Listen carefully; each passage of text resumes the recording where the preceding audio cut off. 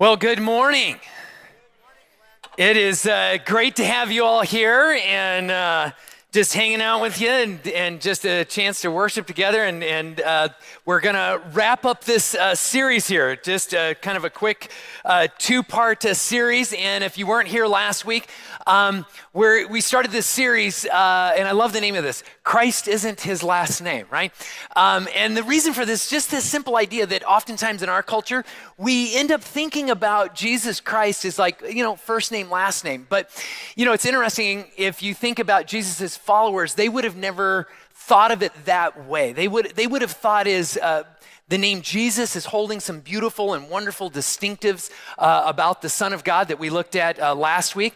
But they would have seen this idea of Christ as holding another set of beautiful and wonderful distinctives. And we won't get to look at the fullness of all of that, but there's one aspect of it that I want us to look at here this morning.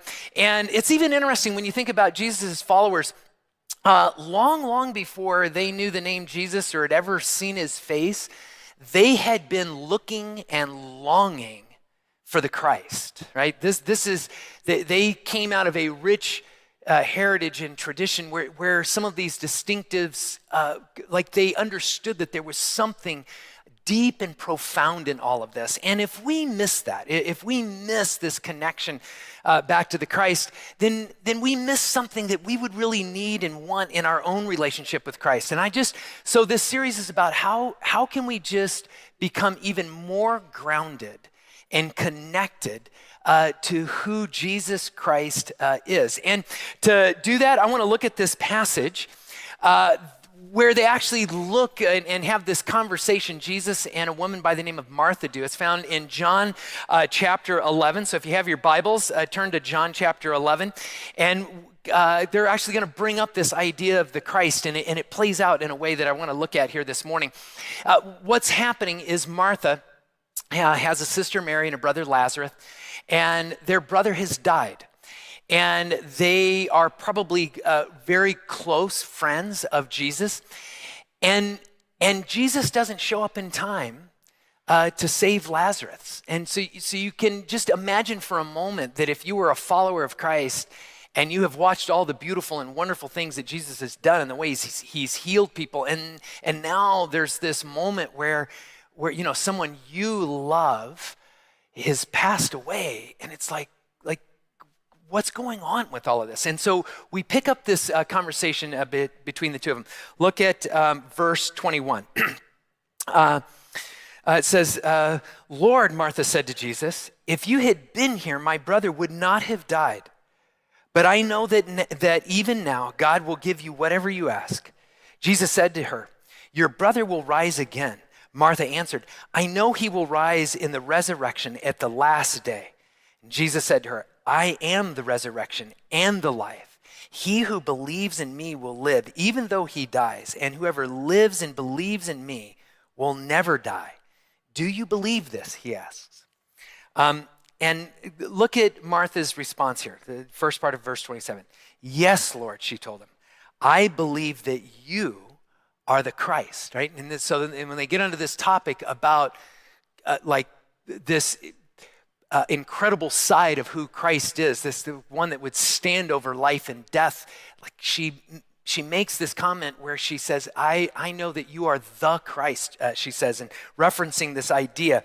But the question is so what is she acknowledging there? What is she seeing? And I don't know that we always fully understand this. And I would say this too, I don't know that Martha fully understands it, but she has a good idea. She has an inkling of what's going on here with this. And part of the reason she responds to this is in part to the situation she's in. There's kind of this desperate situation she's in. And we'll look at this in a little more depth at the end of the message here. But Jesus asks her this question, right? Do you believe this? And in some ways, that's an odd question to ask there, isn't it? Like it's almost like I have this theological, supposition that I'm going to lay out. Do you believe this? I've got like a little theological quiz or something. And it doesn't fit the situation at face value. And we'll see in a little while why it does actually, why there's something beautiful going on here. But she's just lost her brother. she's at this place where like her world's coming unraveled, and what she thought would happen, with her, this close friend of hers, this person that she follows, that she calls Lord, that she has a deep understanding of who he is as the Son of God, and like he didn't show up. And she doesn't have what she needs. Like she's a human in this. Like she needed him in this moment. And she's at this place that maybe sometimes we find ourselves, right? She doesn't have everything she needs for what she needs to navigate this. Ever been at that place where you just face something in life and you're just like, I don't have everything I need for what I need to get through this right now. Maybe it's things at work that are just stacking up and the demands are there and you don't see a way out, but the work needs to be done, or you've got to have the paycheck, and it just starts and you just feel the sense of overwhelmment. Maybe it's with school or something. Maybe something's happening and you had, everything planned out. You're going to get your degree and this, and all of a sudden something's going sideways, and it's like soul crushing. And you don't have what you need in this. Or maybe it's literally with loss, the same kind of loss that Martha's experiencing, right? It's someone that you love. It's someone close to you. Just like a week ago, there was someone that I worked with for a long, long time, someone I loved dearly, who was our worship pastor here decades ago, John Wyatt, who passed away. And just working on this message, and I just thought about him, and it reminded me as well is someone that I worked with for decades, was on this staff, Gary Schrader. In fact, Gary Schrader passed away not too long ago, but he was actually my youth pastor, right? I gave him trouble when I was his, in his youth group, and then he became my executive pastor, and I kept giving him trouble, right? But he was one of these guys. I remember. Before we lost him, everything was just like, God, there's nothing about this that makes sense. What this man is doing for the kingdom and his mind and what he did for us as a church behind the scenes was just so amazing. And there's just moments where it's just like, okay, we all have to move on. And I think about his wife and his boys and his family. And I just thought, how do we just don't have what we need for what we need to get through all of this. And it even, had me thinking back when I lost my mom, more than 10 years ago, and just moments where it doesn't make sense. Ever have moments where there's just something weighing on you or something you're facing, and you just go, I don't have what I need for what I need to get through this? That's Martha. And I bet every one of you knows that at one point or another in this. Because what Martha needed was someone that was more than just a good teacher. She needed more than just someone who was wise. She needed more than just, a theological lesson or quiz. Martha needed someone who had the power to help her navigate what she was facing. And you also need what Martha needed. And I need what Martha needed in that. Because we're human. And we will find ourselves in those places in life. But here's the beautiful thing about Jesus Christ, right? We talked about Jesus last week, and we talked about how he was a real human being, fully man, fully God, and he existed in time, in history for some 33 years, and the beauty in what that meant. But here's why Jesus Christ is also such a gift. Because Jesus wasn't just that Jesus that we talked about last week that gives us such a beautiful gift of a picture of God. Jesus is also the Christ. And long before there was a human being named Jesus who showed up on this planet, Jesus Christ was in existence and a part of this and holds this kind of power. Like we get to have a relationship with Jesus Christ. And that's the thing that I want you to see and think about and understand and find a way to engage in here this morning.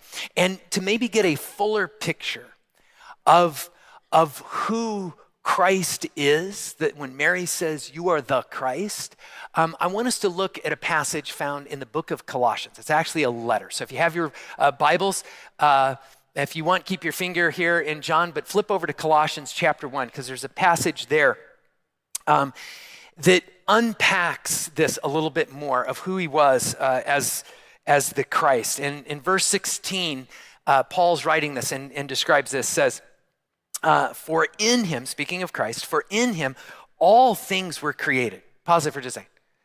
He just said, in him all things were created. And I think sometimes we miss that. Just like all things, look back at it again. For in him all things were created. And not just things here on earth, but all things in heaven and on earth, right? Like just not just in the physical world, like in the spiritual world somehow.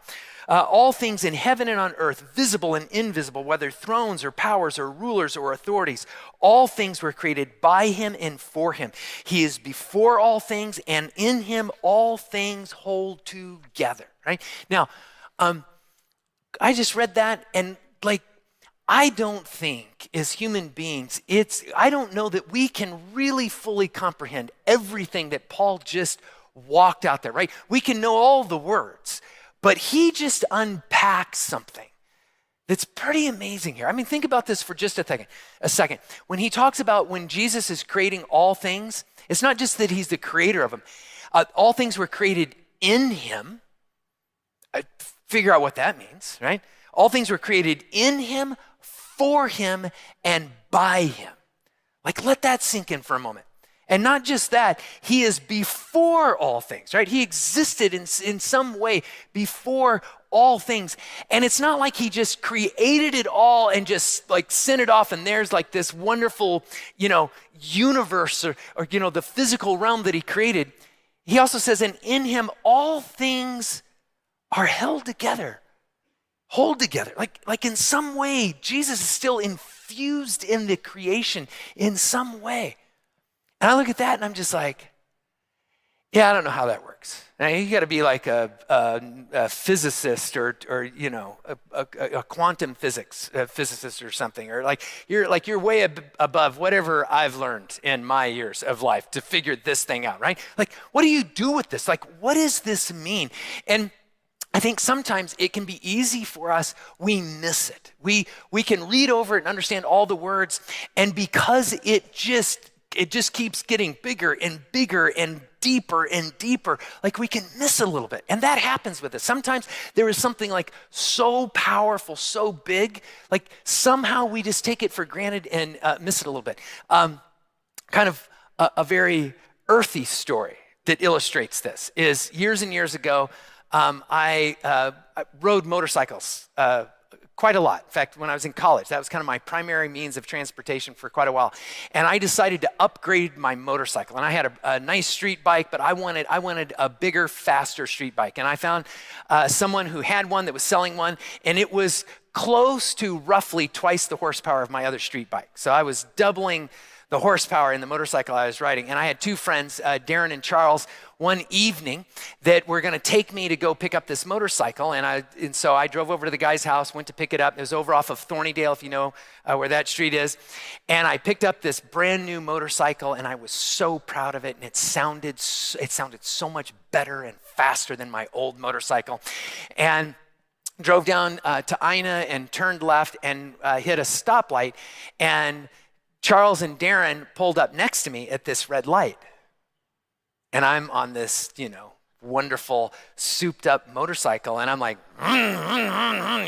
and they were in Charles's behind. It's like, and it's like, and just like, and so I'm like, let's drag race, So the light turns green, and I pop the clutch, and the front wheel jumped off of I pulled a wheelie so fast, and I know this is not how it really happened, but in my mind, as I replay the story, I remember climbing up off the motorcycle on the handlebars, jumping up and down to get the front wheel back down on the ground because it scared me so bad. The front wheel came in and I'm just like, ah! I'm gonna die, and the front wheel comes back down. I didn't crash. The next light is red, and they're way back there. I get my my coolness back. I'm just like, okay. And they pull up, and I'm just like, I dusted you guys. Darren was in the passenger seat. He puts his elbow out the window, pulls up next to me, and he goes, "You didn't know that was going to happen, did you?" Like he didn't buy it for a second, right? It's just like, no. It's just like I got a hold of some power, and I had no idea what I really had in that moment. And the reality is, I think sometimes we read a passage like this, and we read the words.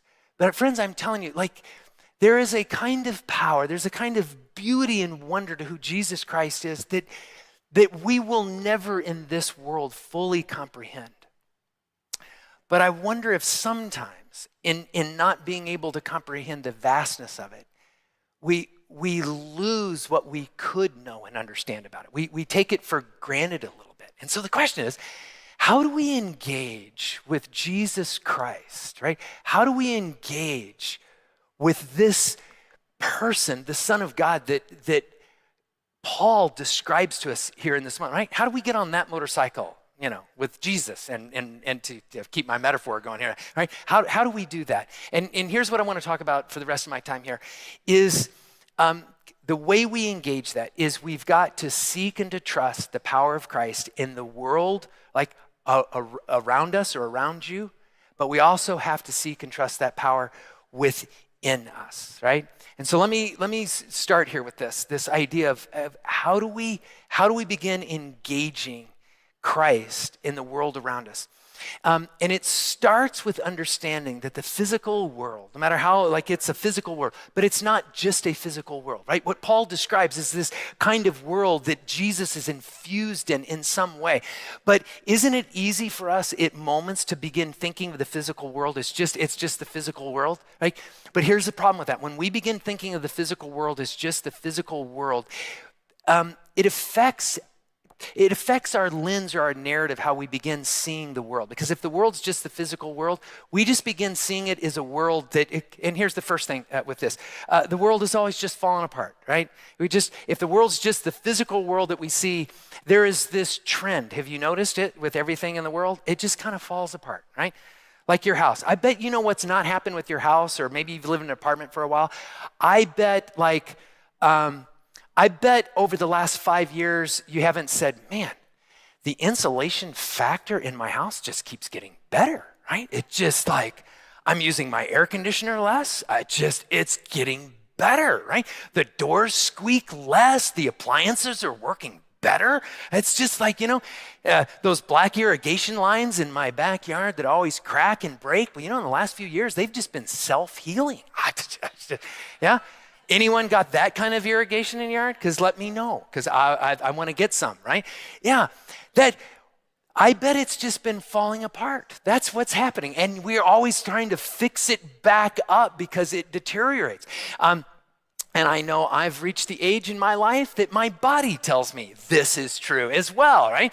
That it's just everything physical wants to start falling apart. And as you play that out, if that's all you think of in the world, and it's just man, the world's falling apart, right? It leads to this second lens that we kind of begin to pick up that hurts us even more as we try and engage God in the world around us. And it's just, the world's always falling apart. The other thing I see in it is the world, it's just bad things are happening in the world. The world's just a bad place, right? In fact, the world, I've got to always be protecting myself from the world. I'm going to battle with the world. And I get why we see this, right? Because we look around and we see things like the Ukraine, right? We see what's happening in the world, whether it's hunger or war or whatever's happening. And, in a real serious way here, maybe you see it in your own health because there's health challenges that you're facing that are getting scary. Or you worry about your kids or your grandkids, and what's the world going to be like for them when they're adults? Or you've watched some relationships in your life that that have gone south, or they've become hurtful or painful. And we see a world where we see all of that. And if the world is just stuff, if the world is just physical, if it's just material, we begin to view the world as the thing that like is against us somehow. But when that happens, it's like we stop experiencing Christ in that world. And so what I want to challenge us with here, just in a small way, is to push back on that kind of view of the world by engaging the world, starting in the simplest ways. Here's the application of this. Start engaging the world in your prayer life with Christ, right? Start seeking Jesus Christ in the world around you, in what's happening. If you see something and you're just like, that needs to change, or I'm struggling with this, begin to pray. Pray, God, change this. Like, make the assumption that God cares about it. Make the assumption, and there's no guarantees, right? Like, Jesus doesn't say, I will absolutely do everything you say, but assume something different about this. It's interesting with Martha, even though she doesn't understand everything, there's this part of her that even in this moment where she's like, gosh, she has this belief that if Jesus would have gotten here sooner, her brother could have been saved. But now she has this belief that he got here too late and he can't be saved. But did you notice? She goes, but you know what? I know that you can still do something.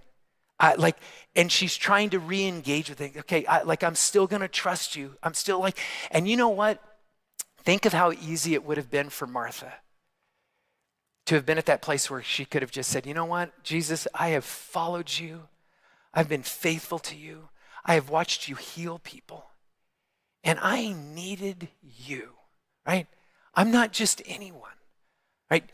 Mary and Martha and Lazarus, those were close friends of Jesus. And it's like, didn't our relationship matter? You didn't show up. And no one would have faulted Martha for just saying, I'm walking away from this thing. When I needed you most, you weren't here. And so I don't know how to trust you anymore. I don't know if I believe this anymore. I'm walking away from it. But she didn't, right? Like she engages. She's still asking for Jesus Christ, right? The Christ to engage in this moment. And we can do the same thing, right? I remember a time, I think I was in my teens, and my mom had come down with a really serious illness that was just debilitating for her.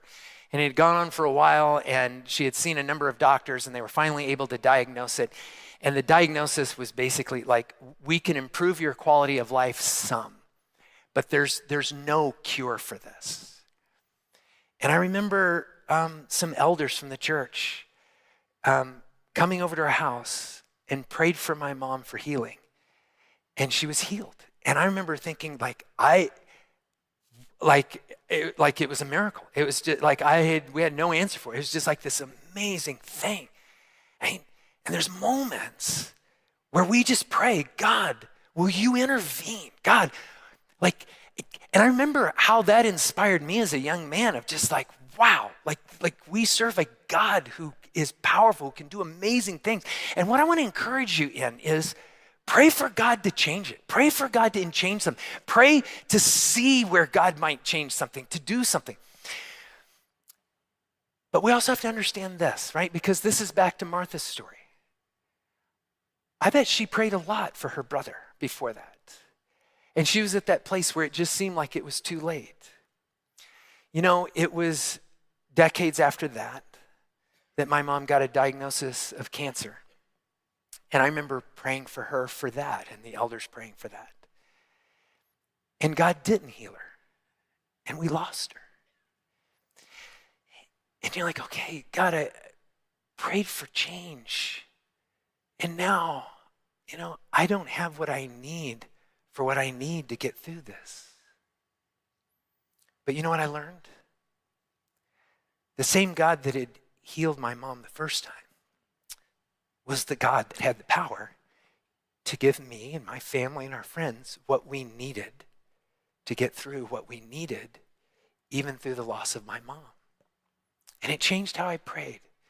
And I found myself praying this: God, change it or change me. God, I see this. Change it or change me. And you can do that. I look at the world today, man, I see the Ukraine. I hate what's going on there. I see people in need. I know many of you and some of the loss that you have faced here recently. And my prayer is always, God, change it or change me. God, change it or change them, because I know you can. But I've also learned this in this, and this leads to just the second part that I want to cover in this, is that when we begin to pray this prayer, Christ, change it or change me, that change in me, that change in you also means a kind of engagement that we need to step into and trust, of not just engaging Christ in the world around us because he's so big, he's so massive, he created everything, but it means engaging Christ in me. Because what did Paul describe? Right? In fact, in chapter 3, Paul says this. He brings it down, he just brings it down to the thing, and he says, Christ is in you and all around you. Like make no mistake about it. Christ is not just in the outside world around you. Christ is in you. Like there's this mystery to that. And what I have found is, in those moments where I've engaged Christ in something out there, and the answer comes back, Glenn, I want to change you. That's when I have to learn how to engage Christ in me. And I want to, and to talk about this, to apply this, I want to give you a way to think about you in Christ. And then I want to get real practical about a way to engage Christ in you. So a way to think about it and a way to practice it. So here's a way to think about this whole idea of Jesus in you. Because, right, we've all heard the idea of Jesus in you. Like when you become a follower of Christ, one of the ways we describe, you became a follower of Christ by inviting Jesus what? Into your heart. And we hold that idea of Jesus in my heart. But I bet if you went and got a chest x-ray of your heart, that right, the technician wouldn't go, oh, I found Jesus in your heart. It's right here on the x-ray, right? Probably not. So what does all of this mean, right? And of course, there is a spiritual level in which there is a kind of abiding in our soul, in our mind, in our heart, in our being in this. And a way to think of this, old illustration is, think of a ship that sank in the ocean. And that ship, after it sank, the ocean, right, filled in that ship. Every nook and cranny of the interior of that ship was filled. And if you said, does the ship hold the ocean? Well, yes, it holds it in a sense, right? It's holding the ocean in it. But then if you were to say, and does the ocean hold the ship? Well, yes. But does the ocean hold the ship the same way the ship holds the ocean? You're like, no. Because the ship is holding just a fraction of the ocean within it. It fills every nook and cranny. But the way the ocean holds the ship is it has swallowed it up. It surrounds it. It's touching and connected to every part of its being. And friends, when we become a follower of Christ, it is like we've become a ship that is swallowed up in the ocean of who Jesus is. Like there is no place within us that he's not, see. So we can engage Christ in us. Like he can have a profound effect on our inner lives.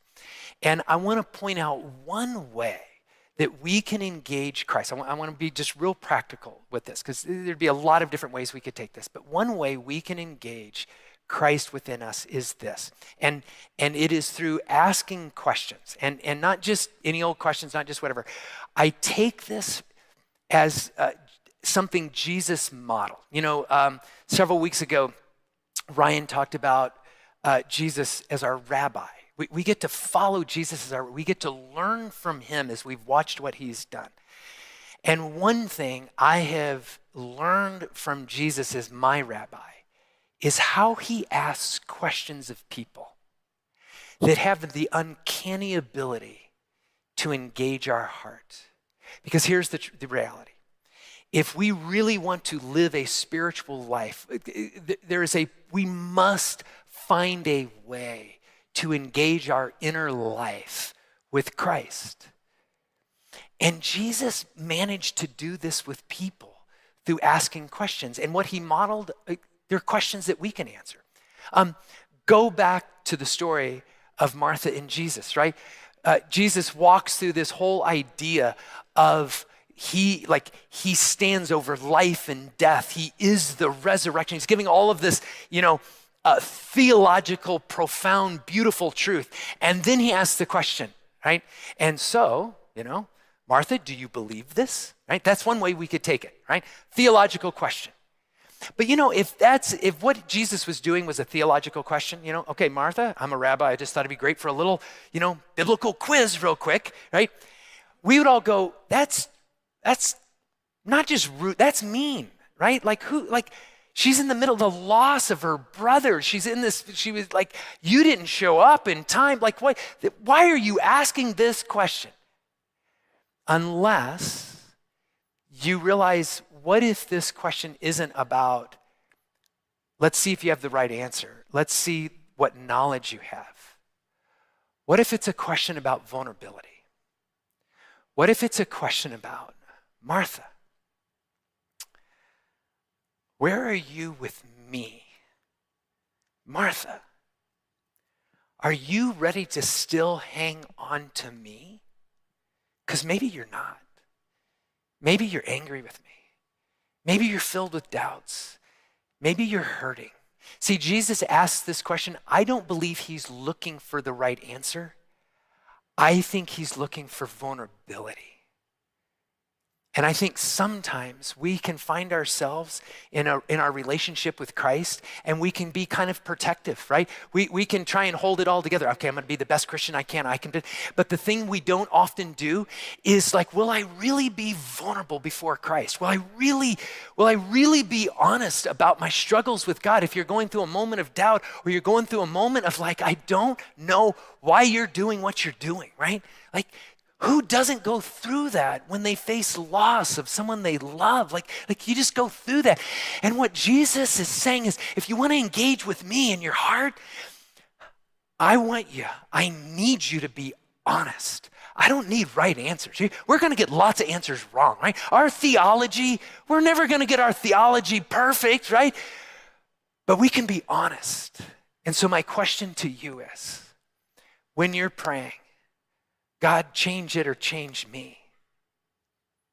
Ask yourself the question, am I being honest and vulnerable with God as I pray that prayer, as I seek to engage him in that?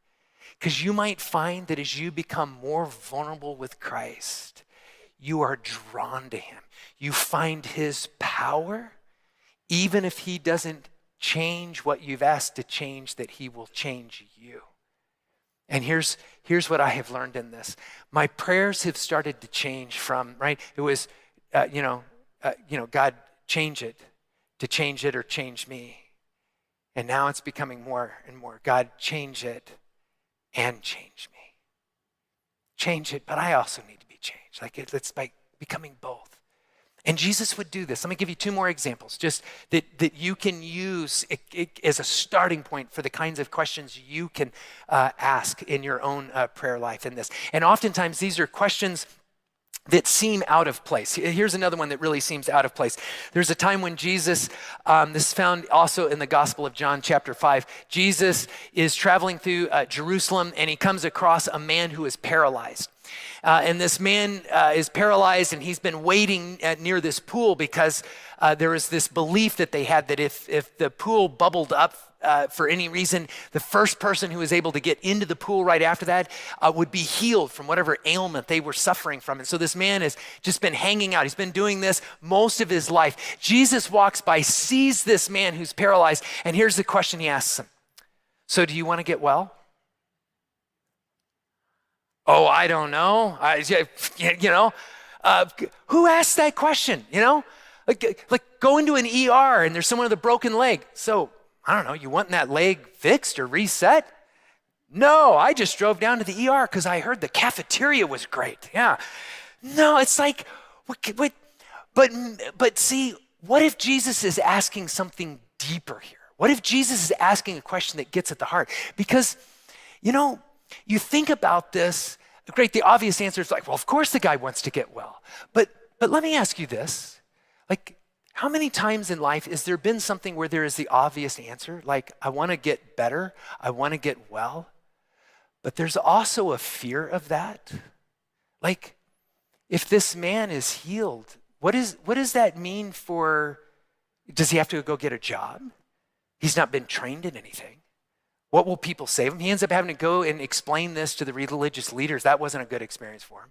Like, all of a sudden, it's like, what happens when there's the thing that like, this is where God's leading me, but I don't necessarily, it's not feeling safe. It's not known. It's not comfortable. Ever have a moment where it's like you're looking for another job? And it's like, oh yeah, I want that job, And then you're just like, I don't know if I want that job. What if I fail at that job? What? I'd rather say, yep, haven't been able to get a job than to step into that job because I'm afraid I might fail. And I'd rather be at a place where I could just say, tried, couldn't get it, than to get it and say, I failed or I couldn't do it. See, what are you afraid of? That's what Jesus is asking here. Ever have a moment in a relationship where it's gone south? It's a struggle. There's hurt. There's pain. And on the end, right? And your words may be, oh yeah, I want this relationship to get better. I want it to be healed. I want us to forgive each other.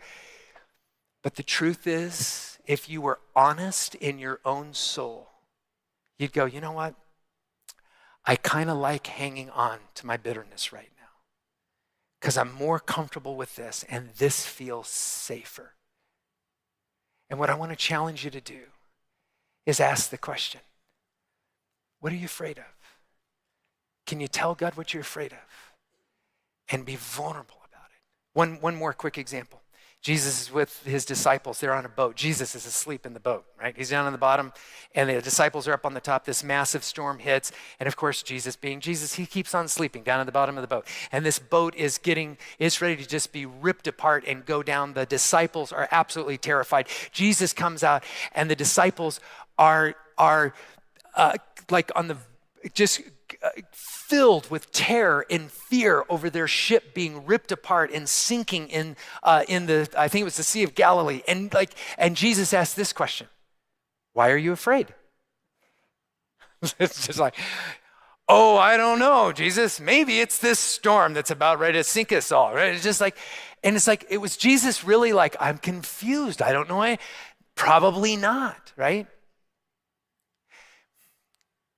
But I wonder what maybe some of those other fears were. They're in the middle of a storm, and like, what if Jesus wakes up and comes up on board and says, I'm not going to calm the storm.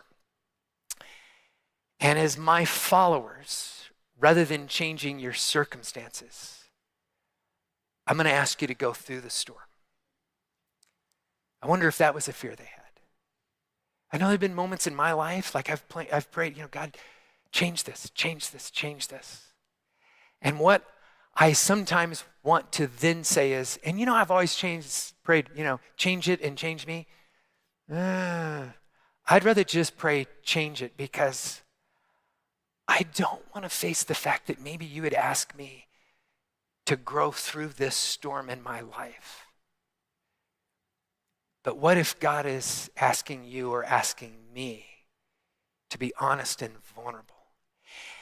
And here's why I say all of this. Because if we can't become honest with our own souls, if we're hiding within on questions like this, we're never able to engage with what Jesus is actually able to do. And the beautiful thing about Martha in this is that she stays engaged she gets to walk out something really beautiful in this. She gets to walk out both the fullness of who Jesus was, and she gets to walk out the fullness of who Christ was. And maybe that won't happen in every circumstance of your life. But as you stay engaged and honest, and you engage Christ in the world and you engage Christ in you, you will get to engage the beauty and the fullness of Jesus and of Christ, if not together, at different moments in this. And I want to just end by showing you how this all works out. So if you look back at the story, Jesus then comes upon Mary, Martha's sister, and again, she's kind of in the same spot. And at this moment, right, Jesus has to know that he's going to heal Lazarus. And he has these two sisters, and they are just brokenhearted. You have all of the friends, and they're there, they're mourning, and they're just all just in total tears. And here's Jesus, right? And you'd think Jesus would say, okay, everyone, buck up. Just show me where Lazarus is, because I'm going to heal him. I'm going to bring him back, and we're going to have a party, right? He could have done that in that moment. Instead, here's what he does. Verse 33. When Jesus saw her weeping, and the Jews who had come along with her also weeping, he was deeply moved in spirit and troubled. Where have you laid him, he asked. Come and see, Lord, they replied. And Jesus goes with them. And now we have the shortest version in all of Scripture. Jesus wept. Why? Jesus should have been giggly and happy and just, I'm going to raise him from the dead. But we see Jesus. We see the man we looked at last week. We see the face of God who looks at you and me and he says, when you hurt, I hurt. But Jesus is not just Jesus. Jesus is the Christ. And once he mourns with them and loves them where they are, the power and the majesty and the mystery that we may never fully figure out of Jesus is exercised, and he changes everything, and he brings Lazarus back from the grave, and they get to experience Jesus, the Christ, in that moment, and they are forever changed. And friends, that Jesus who is the Christ is still alive and well in you and in me and in this world. And may you engage him in the world and in your heart. Why don't you stand, and I'm going to close this in prayer here. And as I do, as I say that, if you're a guest here this morning, or you want to know more about what it would mean to become a follower of Christ, would you I'm going to be over here in the alcove area over here by this table. Come and find me, because I'd love to answer your questions. Or if you're new here, I'd love to just shake your hand and welcome you here. Let me pray, and I'll let you go here. Father, we just thank you so much for your Son, Jesus Christ, and just who he is. And may we experience more and more the fullness of who he is and the transformational power of him in this world and in our lives. And we pray this in your Son's name. Amen.